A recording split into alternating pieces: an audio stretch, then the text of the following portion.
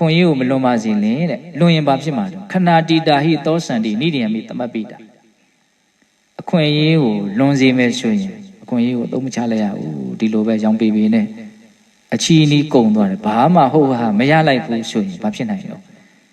နော်ခဏတီတာဟိသောစန္တိအခွင့်အရေးကိုလွန်စေရင်မင်းအများကြီးစိုးရင်ရလိမ့်မယ်ပူလောင်ရလိမ့်မယ်တဲ့ဘယ်အထိစိုးရင်ရနိုင်လို့ပူလောင်ရနိုင်လို့နိဒိယမိတမတ်ပိတာအခက်မသိရင်ငရဲရောက်လို့ပူရတဲ့အထိပူရနိုင်တယ်တဲ့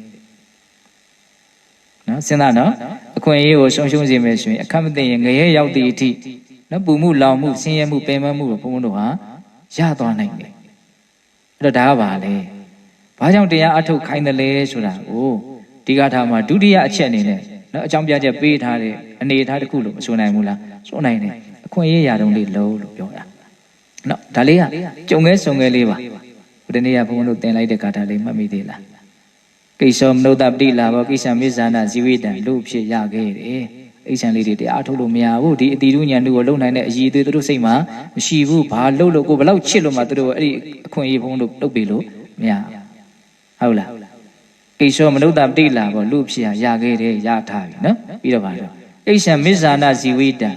လူဖြစ်ရင်လည်းအသက်ရှင်ဖို့ခက်တယ်တဲ့အခုမသေးသေးဘူးရှင်းနေတယ်သိရင်မလုပ်ရမှာမဟုတ်နော်ပြီးတော့ဗာပြောတော့ကိစ္စံတတ္တမတာဝနာကိစ္ဆောဗုဒ္ဓနာမဟုတ်ပါတော့သူတော်ကောင်းတရားမှန်ကန်တဲ့အကျင့်လန်းစဉ်ချမ်းသာကြောင်းနီးလန်းတွေအခုဘုန်းဘုန်းတို့မှာနာယူခွင့်ရတယ်အလွန်ခဲရင်တာကြီးရတယ်နော်အဲ့ဒါမြတ်စွာဘုရားပွင့်ထုံးခဲ့လို့ပေါ့အဲ့ဒီခဲရင်မှုကြီးတွေဘုန်းဘုန်းတို့မှာကျုံနေတယ်စုံနေတယ်ဟုတ်လားဗုဒ္ဓမြတ်ဆိုကြီးပြောတာတခုရှိတယ်နော်လူလည်းဖြစ်တော့သာသနာနဲ့လည်းတွေ့တော့ကျမကြီးလေးကလည်းကောင်းတော့နောက်ထပ်ပါလို့မျိုးတုံးလေးတုံးတွေ့တော့ပါအိမ်ကြီးကြီးဆောက်ရမယ်ဆိုတာနော်ဆရာတော်ကြီးကတော့အဲ့လိုကြပြဆန်းဆန်းလေးတွေပြောတတ်တယ်ဟုတ်လားအဲ့ဒါပါလဲဆိုတော့အခွင့်အရေးပေါ့တစ်လုံးနဲ့ပြောရတယ်အဲ့ဒီအခွင့်အရေးကိုဘုန်းဘုန်းတို့ကဆုံးရှုံးစေမယ်ဆိုရင်ဘာဖြစ်သွားမလဲတော့တစ်ချိန်မှာပူလောင်ရလိမ့်မယ်ခဏတီတာဟိသောစန္တိအခွင့်အရေးကိုဆုံးရှုံးစေသူဟာပူလောင်ရလိမ့်မယ်ဘယ်အထိပူလောင်ရနိုင်တော့နိဒိယမိတမပိတာအခမ်းတဲ့ငရဲရောက်သွားသည်အထိပူရနိုင်တယ်လောင်ရနိုင်တယ်တဲ့အဲ့ဒီပြဿနာကိုအခုထိုင်ရင်းနဲ့ဘုန်းတို့ဖြေရှင်းလို့ရရနော်မရှင်းဘူးဆိုရင်ဘာလုပ်နေရလဲအဲ့ဒါကိုဖြုံးတီးနေတာပေါ့ဟုတ်လားဖြုံးတီးနေတာ